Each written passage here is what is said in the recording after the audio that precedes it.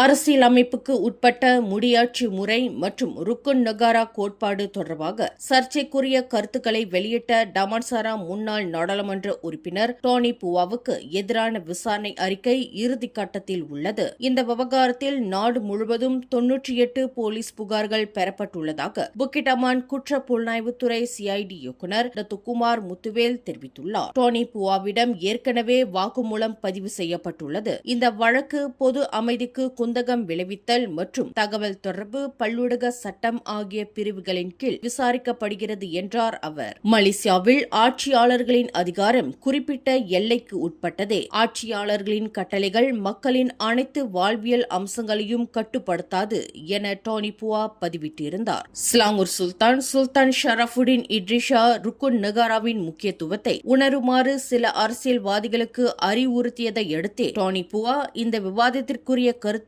வெளியிட்டார். மேலும் செய்திகளை தெரிந்து கொள்ள கீழே இருக்கும் பெல் பட்டனை அழுத்துங்கள். உங்கள் மகிழ்ச்சியை வெளிப்படுத்த லைக் மற்றும் ஷேர் செய்யுங்கள். தொடர்ந்து திசைகளோடு இணைந்திருக்க சப்ஸ்கிரைப் செய்யுங்கள்.